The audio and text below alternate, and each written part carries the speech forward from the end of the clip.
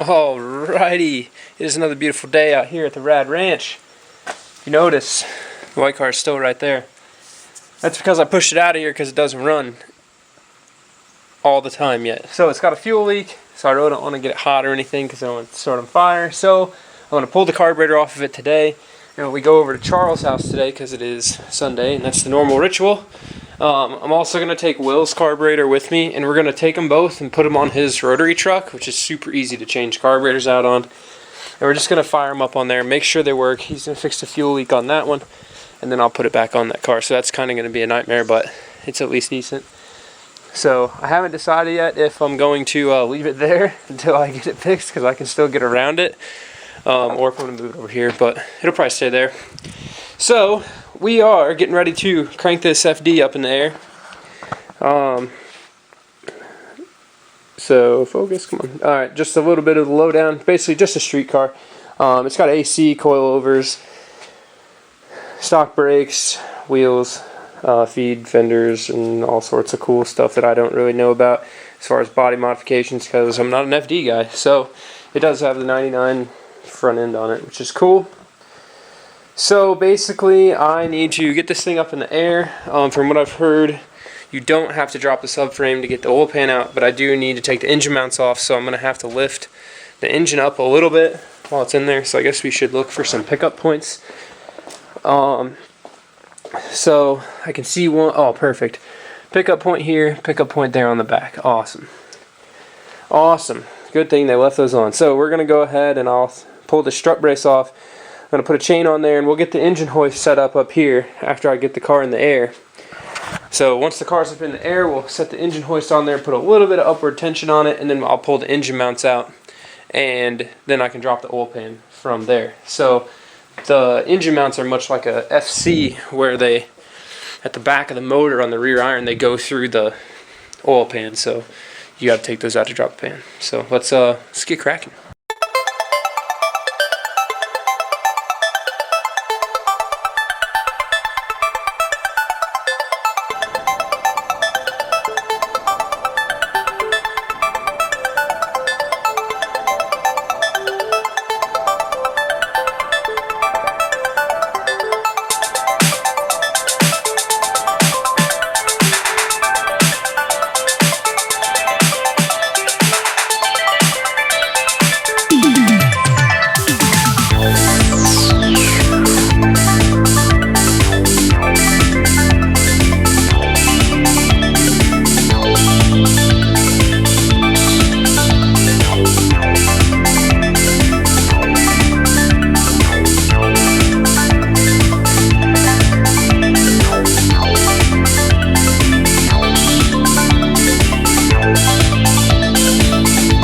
Alright y'all, I'm going to try to do my best to show you how this is all happening. So we got the engine hoist hooked up. As you can see, there's some oil on the ground from it sitting in here. Also some oil everywhere, so we're going to wipe all that down real quick. Turn this off in case it's making some heck of wind noise. Alright, so there's some oil on the ground, as you can see, oil everywhere under here, no big deal. So these are the engine mount bolts back here. And if you look, which he's got the shield on, which we'll take it off, but you can see up in there, those big bolts holding the engine mounts through the oil pan. So luckily on the FD, you can kind of reach the front ones from right through here. Not too bad. We drained the oil out of it already. So basically what I'm going to do now is I'm going to pull this shield off real quick. Then I'm going to start undoing the bolts for the oil pan. I put a little upward tension on the motor mounts, or on the just holding the engine up. So I'm going to go ahead and pop these mount bolts loose here, and then take those engine mounts off. So then that should be able to get more room for taking the oil pan bolts out. So let's get. Alrighty, we have success. So a few things to keep in mind while you're doing this, if you're doing this, or if you just want to have me do it. So oil pan's out. Two important things you'll have to do. One, you got to jack this thing up pretty high. So you'll obviously don't break anything, but if you just go slow increments until you can get the oil pan out. So it can be done. The other thing that you will have to do is So remove the light.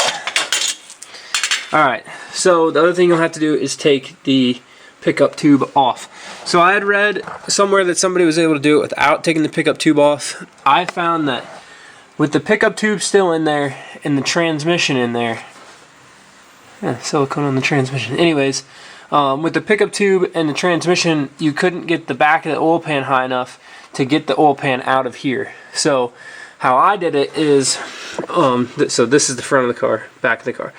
I took the oil pan, it sits down in this hole in the subframe nicely. You can reach right in there, unscrew the pickup tube, take the oil pan, push it forwards, drop the back down, and then come out the back. And it worked really well.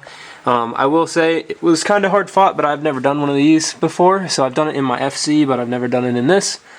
And honestly, it wasn't that bad. In the FC, you have to really struggle to get these front bolts, and on this one you could just reach them. So I broke them loose with just your regular 1/4 inch drive and a 10, and then I used a wobble socket on a nut driver to just spin them out. So we now have the oil pan out, which is awesome. So obviously these, when they're like glued in here like this, you can see they bend pretty easy whenever you have to pry them out. So I'm going to straighten that, and then we've got an oil pan brace that we're going to install in a stud kit. So instead of using bolts, we're going to have a stud, and then you'll put the nut on it to hold the oil pan on. So I think reverse order for putting this back together is going to be clean the oil pan up, set it in the subframe, put the pickup tube on, apply all your silicone in your gasket to the bottom of the engine while it's all sitting in there, and then you just take the oil pan and put it back up. Done. So it's actually, there's a lot more room under there than you think when you get the oil pan setting in the subframe. You probably got a good solid 5 inches. I can like reach my hand in there. So yeah, I'm gonna clean this up and get the oil pan cleaned up, and I'm gonna let it sit so that all the excess oil from the bottom of the engine can just drain out overnight, tonight and tomorrow, and then I'll put it back together tomorrow night. So getting stuff done. Alrighty, we are back working on the FD. It's another night. So we just got finished last night cleaning all of the bottom of the engine, so it's all nice and spiffy clean. We cleaned off all the old silicone, brake cleaned all of it out, got all the junk off the bottom of that thing. It's a key factor in getting this done. So right now I'm going to go ahead and pull the oil level sensor out of the old oil pan, stick it in the new one. So we will be installing a factory Mazda oil pan, brand new. We'll be installing a IR Performance stainless steel oil pan brace.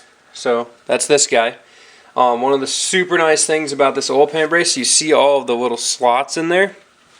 So the FD oil pan has bead rolls around the perimeter of it. You can see right here.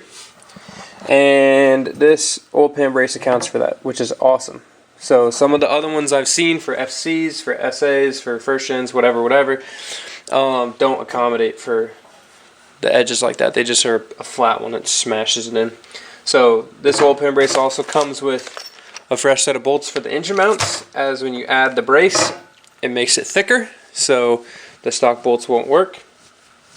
And we're also going to be putting on a Banzia Racing transmission brace. So, a couple of things. First, got to crawl under there.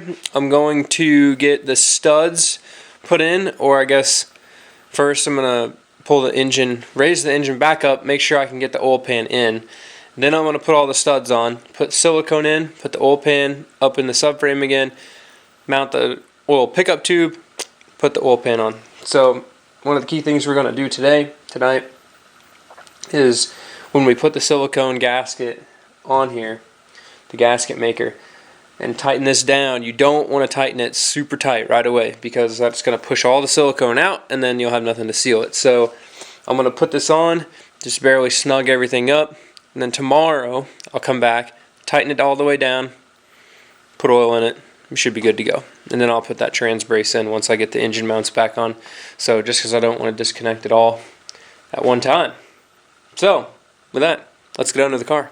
Let's get cracking. Alright, y'all. So, we've got everything installed. Brace looks super nice in there. See the new engine mount bolts all up in there. So I still got to give everything one last wipe down, just to get my fingerprints off stuff. So a couple things that might help, especially when putting the brace in. You can take the two bolts loose that hold the turbo actuator on. They're just two bolts here that lets this kind of flop around, but you can get the brace past it then. Don't forget to hook up your oil level sensor. And I crawl out from under here and I'll show you the most important tool that you will need for this job. Alright, so we're out from under the car. Here's the most important tool. This helped me 100% the most that you'll need when you're working on this. It's a nut driver U-joint combo. So basically this fancy machine helps you get around the front to just tighten all these bolts up. To get them snugged. So right now basically everything's snugged up. It's not super tight, but it's just snug. We're gonna let it sit overnight, and then basically tomorrow I'll tighten everything down the rest of the way after the silicone setup, and then we'll fill it full of oil. So check back in tomorrow, or I guess we'll see you tomorrow. Alrighty, so oil pan brace is all finished, all tightened up. So basically we waited a night, came back out, snugged everything up all the way now, so little to no silicone got pushed out. It was all able to set before we really reamed it on there. So currently now we're installing the transmission brace from Banzia Racing. So let me get the light moved over here. Alright, it's kind of hard for me under here. So basically these are the two power plant frame studs on the bottom of the transmission. You've got a set of bolt holes over here above the exhaust, which might be a pain to get to. And then you have a set of bolt holes right here, super easy. So what was here is this little aluminum brace, basically like a chassis brace. If you have a very unmolested FD, you're going to have a skid plate that goes under this transmission, or like an under tray. So the under tray mounts to that cross member. So we'll see if we can run that after we install the Banzia Racing brace. So basically, here's the Banzia Racing brace. You can see kind of how it sits. Looks like they provide a provision for the under tray right there. So basically this thing is going to sit right up in here like this, just like that, and bolt up to that point and that point there, and then mount to this. So this just provides an actual transmission cross member, as that aluminum piece there does not at all touch the transmission. So I will show you when I get it installed. So here's the transmission cross brace installed. As it turns out, the tape that was on it was covering it up, but there are two threaded holes, one here and one here, to fit the factory skid transmission pan back on. So I'm going to be putting that back on here shortly. We'll put the front end back together, just getting the front end tray back on and the strut brace on, topped up with oil. Got a few things I got to finish up on the interior, and then should be done with this one. So pretty easy. Just gotta get this stuff wiped down real quick and tidy up some things on the inside, and we should be good to go. So let's finish this baby up. Alrighty, just got finished buttoning up the FD. So under trays are on.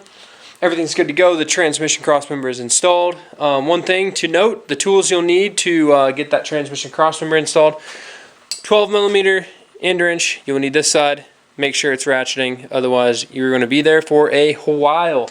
The other thing you will need is a 21mm Big Daddy socket. So 1/2-inch drive works best. Get a little more leverage on it. Those power plant frame bolts can be tough to handle. If you need to, Harbor Freight 1/2-inch drive impact works fantastic, especially when your air compressor's broke. So those are the two tools you'll need. You can reuse all the factory hardware, factory bolts, factory nuts, everything fits. It does have a provision for that skid pan, so if you are stock, you can put that back on there. So with that, I'm going to slap some oil in this thing, set it back down on the ground, and fire it up and pull it on out of here. So it has been a good little project for us here to get this fixed up for the local guys, and hope to see this thing still ripping around on the road. Just a nice, clean 94 weight FD. So thanks for tuning in, and thanks for watching. If you want to see more rotary content, subscribe. Check out some of my previous videos, mostly first gen stuff, but if you go back far enough, we did put together a few FDs on here, on this channel, and see what else you can learn. Keep it rad.